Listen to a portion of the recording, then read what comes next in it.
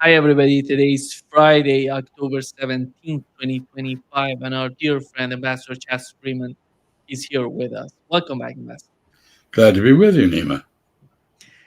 Let me start, Ambassador, with the case of Venezuela. A lot of information, a lot of news coming out of Venezuela talking about New York Times every time they come with a news story.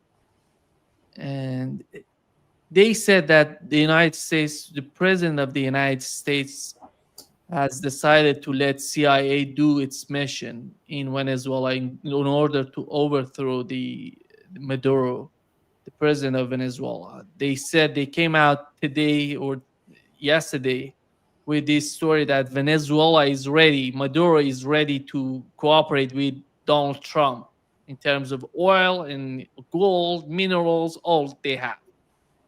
And then Donald Trump just said no.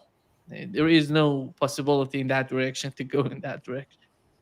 Here is, let me, before going to your comment, here is what we've heard from the Republican senator and Rick Scott, what he said on Fox News. I think if Maduro's smart, he's going to go ahead and move to Russia or China, someplace like that, because his days are numbered. The public of Venezuela don't want him. They rejected him in the last election. He stole the election. He's a dictator. He's a drug cartel leader. So his days are numbered. However they do it, I look forward to the day that he's no longer in Venezuela. It'll be great for the world. So lawmakers. Yeah.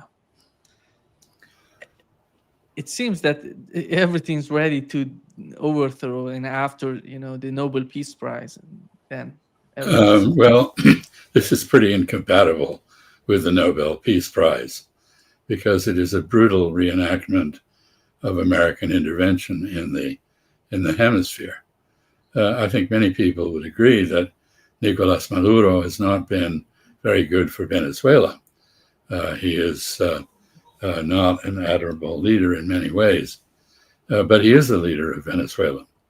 And it's a matter of grave, it's a overweening ambition for a senator from Florida to declare that he's illegitimate and had to be overthrown and should take refuge somewhere else. What gives the senator from Florida the right to say that? Either we have a rule of law or we don't. And it's pretty clear that in the case of Venezuela, the administration is acting entirely unilaterally. It's also very clear that the impetus behind this is largely driven by our Secretary of State, Marco Rubio, who has had as an objective the overthrow of the Maduro regime and the end of its ties with Cuba as an objective for a long time. The Senate of the United States came within 2 votes of declaring that President Trump had no right to kill people on the high seas on the basis of no apparent evidence at all, just assertions. But it failed by 2 votes, which is extraordinary. And it demonstrates the fecklessness of the U.S. Congress, the breakdown of checks and balances in the American political system, and the departure of the United States from international law. I think we can say Donald Trump's policy, foreign policy, is somehow a gambler policy because he tries to gamble. When it came to Iran, he decided to let Netanyahu attack Iran. And he thought that Netanyahu would overthrow the government in Iran. The attack on Doha, it was, in my opinion, that was a huge move on his part to let Netanyahu attack in Doha to kill Hamas leaders. And right now, with the case of Venezuela, do you think it's a new gamble for Donald Trump? Looks very much like it is. There's been a long-standing American objective for decades under both Democratic and Republican presidents to change the government in Caracas. It has never succeeded. there have been some fairly wild maneuvers conducted to this end, like declaring the head of the National Assembly the actual president, and supporting various candidates to succeed. First, Hugo Chavez Frias, who was the inspiration for Chavismo, an ideology of Bolivarian autocracy, and then Nicolas Maduro, his deputy, who succeeded to the office. None of these efforts to change the government of Venezuela have succeeded. And I think many of the premises on which American policy is based are highly questionable. I don't think it's right to say, as Senator Scott did, that the people of Venezuela don't want Maduro. He has a 4.5 million man and woman armed militia who are supporting him. That is a substantial portion of the urban population of Venezuela. Of course, conditions in Venezuela, under heavy sanctions from the United States for many years now, are pretty dire. And some 7 million Venezuelans have fled the country and sought refuge elsewhere, including in the United States, but many of them in other countries, Brazil, Chile, and so forth and so on. Venezuela is in a very difficult situation, and it's easy to understand how Nicolas Maduro might be willing to offer its natural resources, its oil, its gold, the llanos, the cattle ranching area, and so forth, to American companies, and thus to Donald Trump and his cronies in the White House, who seem to be able to derive profit from American foreign policy wherever they attempt it. It's very easy to understand that. On the other hand, what's driving this antipathy to Venezuela is not an economic interest so much as ideological, and specifically the antipathy to Cuba and objections to the relationship that Venezuela has to Cuba. So it's not surprising also that Donald Trump is not interested in an economic deal. Those people who are concerned about the case of Venezuela, they talk about Vietnam and the war in Vietnam, because Venezuela, the terrain is somehow difficult if they decide to go underground, if they decide to do some sort of military operations. Here is the former CIA officer, case officer, Ralph McGee, and he's talking about the role of CIA. And here is what he said, because it's related to my next question I'm asking. Is not an intelligence agency. It's a covert action agency. Covert action being overthrowing or supporting foreign governments. Another part of covert action is disinformation. And the American people, in my estimation, are the primary target audience of the agency's disinformation operation. And I view Vietnam, the entire Vietnam War, was brought to us, sold to us, by agency disinformation operations. When I say us, I mean the American people. It seems that this is still the main concern on the part of many people in the United States when they see these conflicts, foreign conflicts, even in Venezuela. Well, I think in a sense, this is a refutation of Senator Scott's assertion that Venezuelans want to get rid of Maduro. We've seen this kind of stupid thinking before. So when the United States invaded Iraq, people predicted that we would be greeted with flowers and dancing and joy in the streets and so forth. And that was not the case. Iraq had a very bad government under Saddam Hussein, far worse than the Maduro government. And yet Iraqis did not welcome foreign liberation or invasion. It was not really liberation in their view. So what we're hearing here is that the people of Venezuela, like the people of Vietnam, are not in sync with American views of them. And therefore, entering a war in Venezuela could be entering a long-term guerrilla war in which there would be many American casualties for no useful result. And I think that's what Mr. McGee is saying, in addition to making the point that disinformation is very much part of covert action. And it is, unfortunately, particularly under current circumstances, very largely directed at American domestic audiences.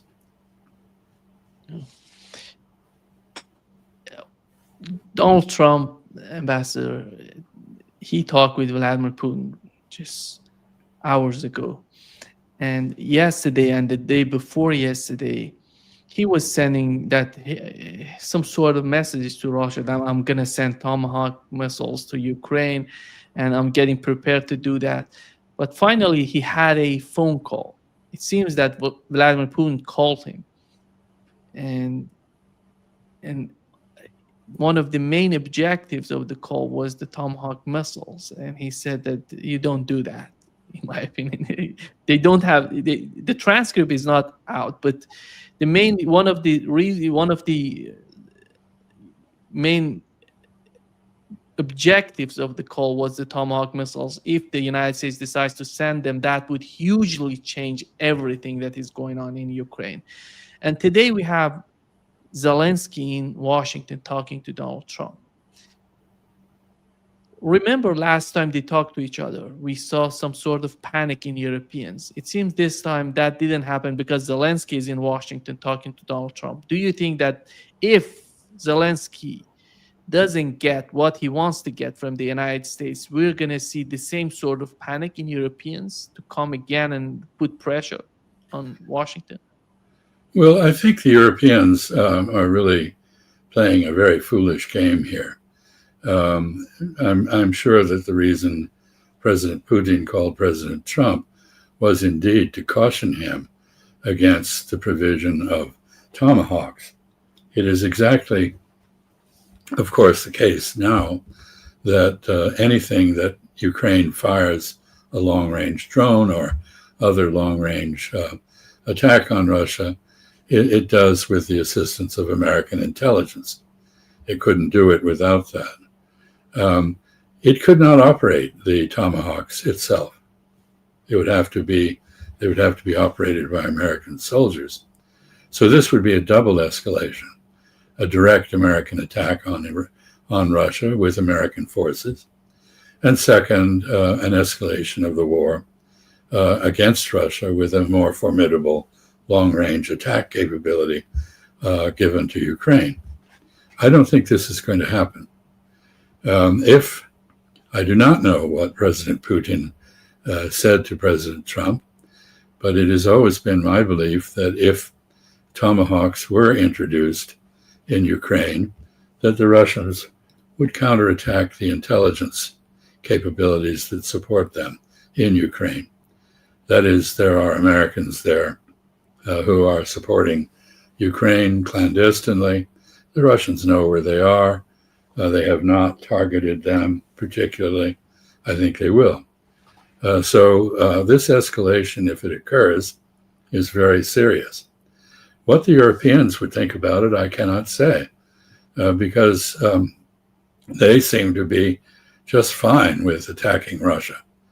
They seem to assume that they can do so with impunity.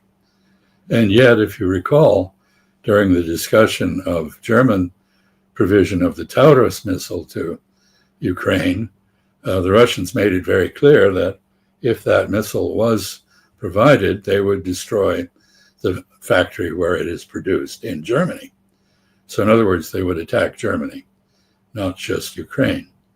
And that was enough to persuade the Germans to take a different approach. They shipped parts to Ukraine, which were assembled there. And sure enough, the assembly plant was blown up by the Russians. So I think this is a very dangerous ploy. It represents desperation on the part of Ukraine, which is grasping for any way to halt its slow defeat. And the Tomahawk would not provide that. It would simply provide the Russians with a compelling argument for escalating in return. The head of Ukrainian intelligence yesterday said that they're preparing for 2 to 3 years to come in the continuation of the conflict in Ukraine. It seems that they're planning for such a long time, because what does that mean? 3 years of the conflict? It means that Donald Trump is not going to be in Washington anymore. And they're preparing for that. Who's going to provide Ukraine with the weapons they need? Because yesterday we had Pete Hegseth talking, together with NATO Secretary General, bragging about how good these weapons are and they're going to bring peace to Europe, which is not the case. Everybody knows that. Well, we've had quite a history in Ukraine of people claiming that some Wunderwaffen, some wonderful new capability on the part of a new weapon system, will turn the whole thing around. And repeatedly that has proven to be false. It has not happened. There's no more reason to believe it will happen now than it did in the past. And finally, I would just note that Ukraine's problem fundamentally is not weaponry. It's people. It's manpower. It's trained people to operate weapons, trained soldiers to hold the line against the Russian advances, which are infantry advances, small group infiltrations of Ukrainian positions. And the Russians are advancing across the entire front. And Ukraine just doesn't have the people left, the manpower left to resist effectively.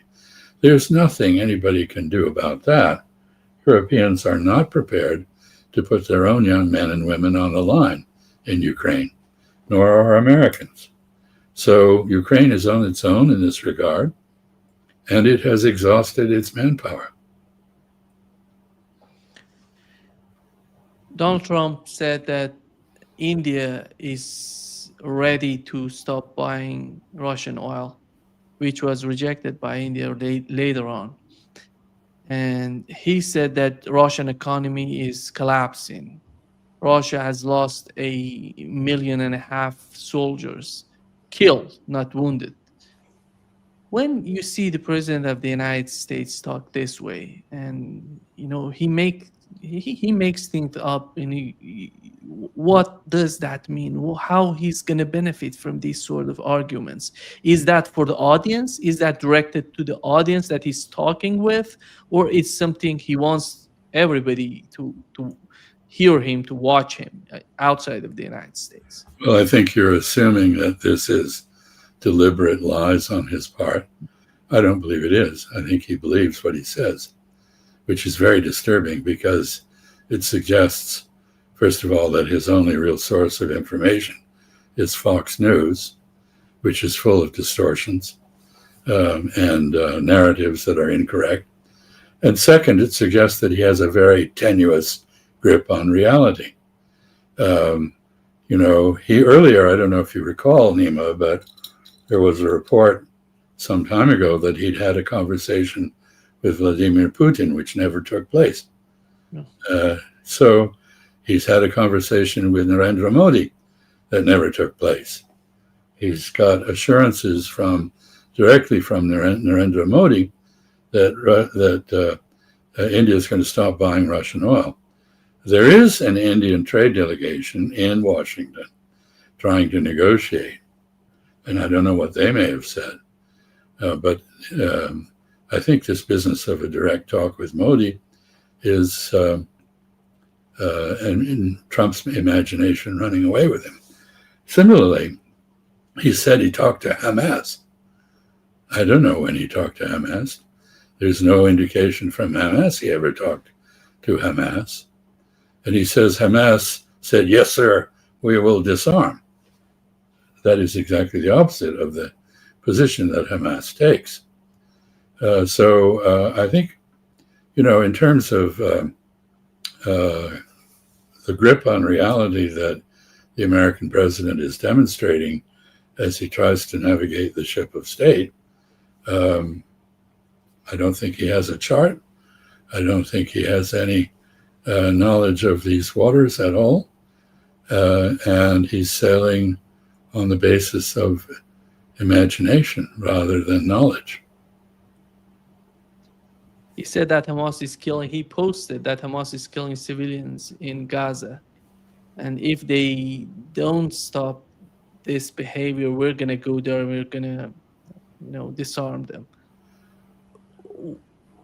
What is in the mind of the administration in Washington when they're talking about disarming Hamas? Because it's not just about disarming Hamas. We had Smotrich coming out saying that we will establish settlement in Gaza because that would bring security.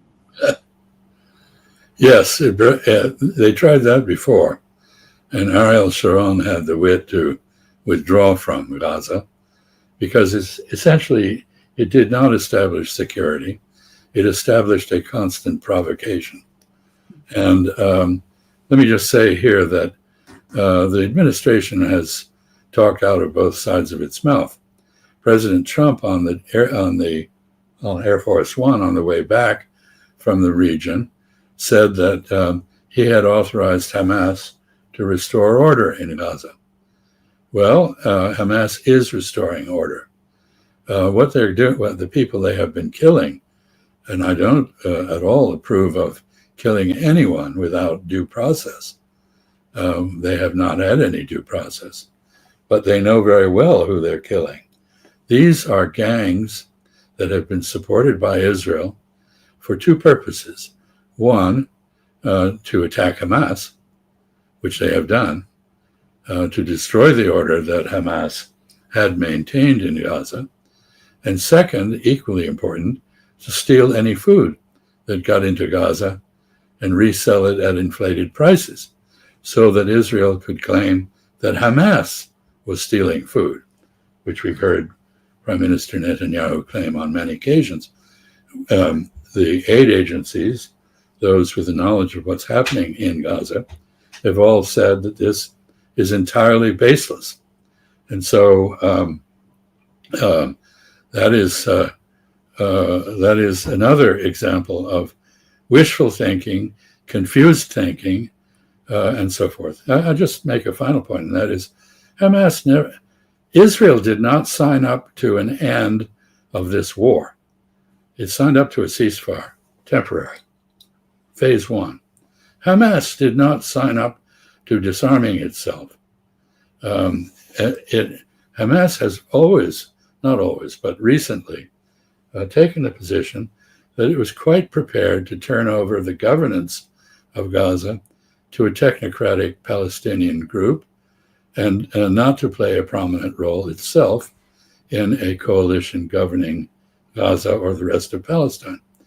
That's quite a concession when you consider that the only election that we've seen in Palestine since 2006 was the election in 2006, which elected Hamas, not the Palestinian Authority, not Fatah, as the government of Palestine.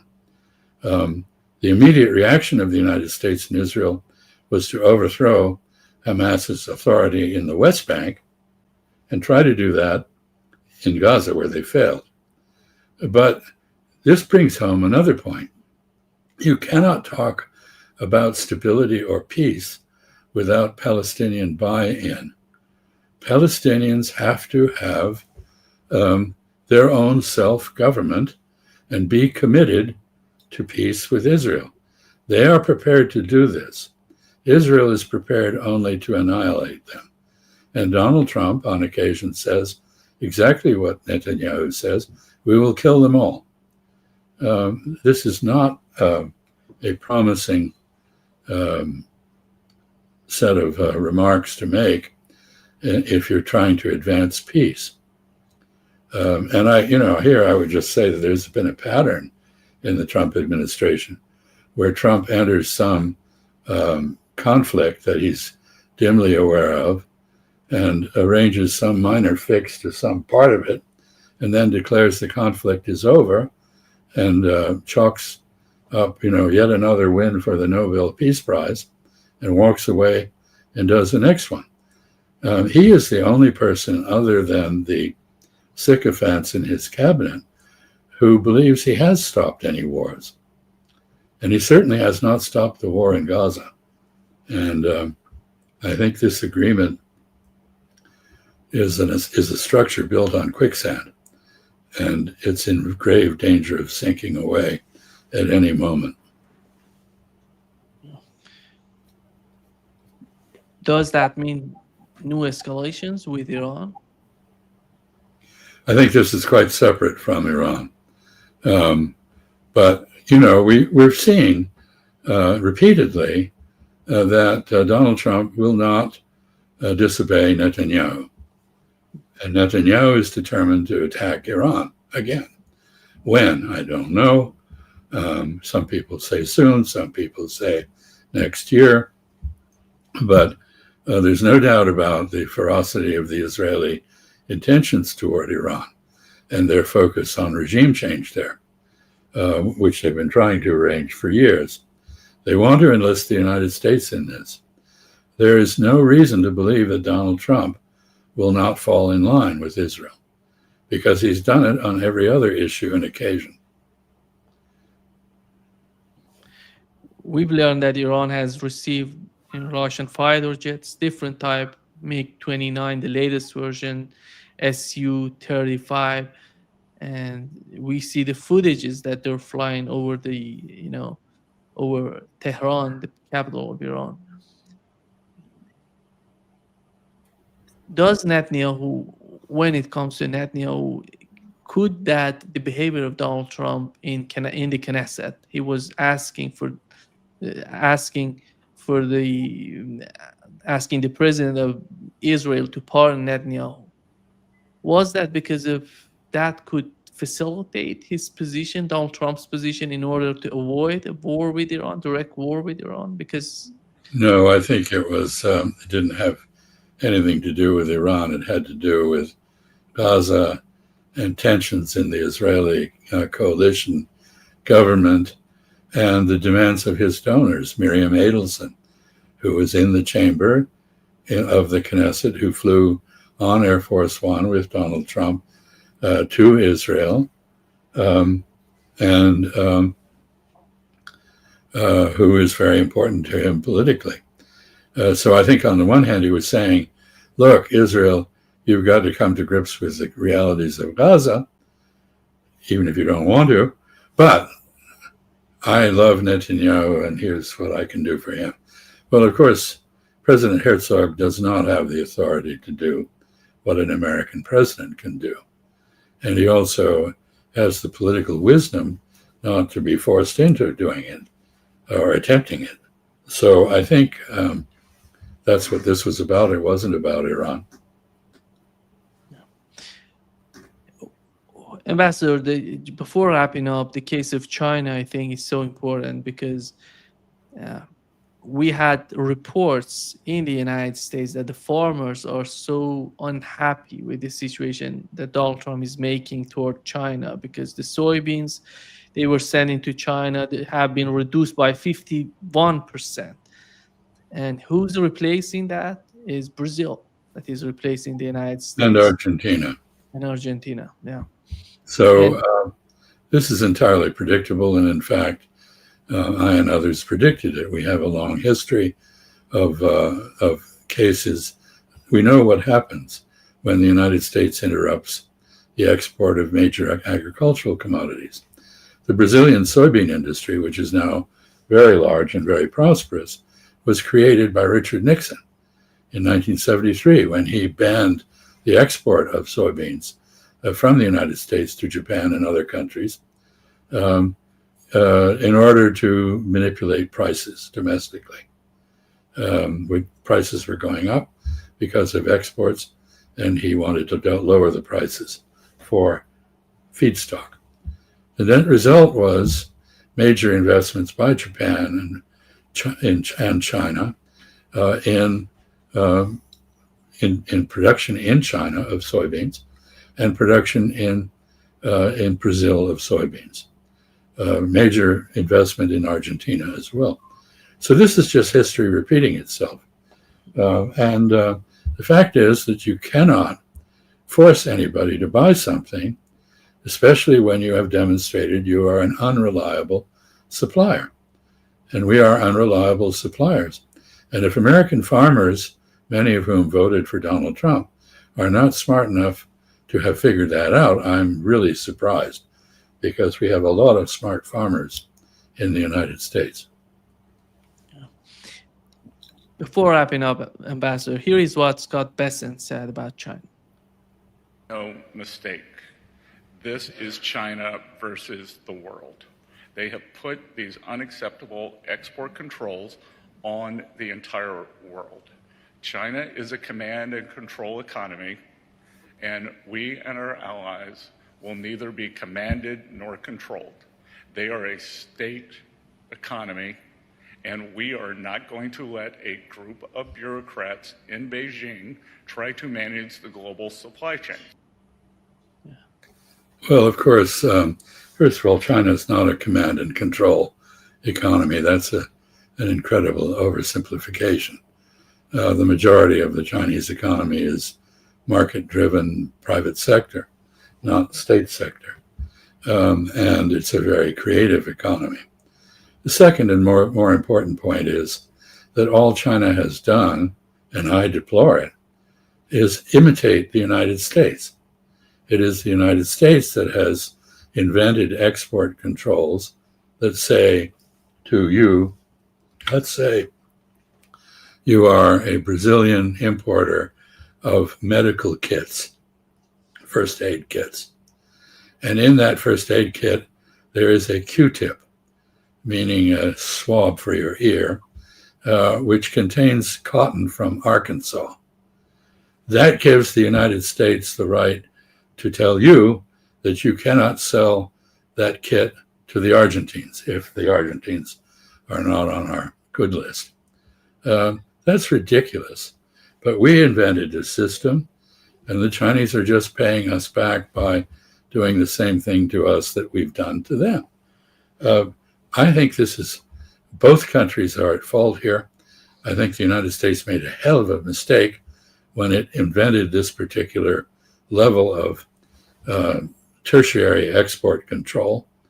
And I think the Chinese will probably find that they too pay a big price for alienating a lot of people as they attempt to control re-export of this, that, and the other on the part of third countries. But Mr. Bessent is entirely imposing a double standard, and he's hypocritical. And I don't think this has any credibility with anybody who understands at all how export controls have worked for the United States. Yeah. Thank you so much, Ambassador, for being with us today. Great pleasure, as always. Well, good to see you, Neiman. Keep up the good work.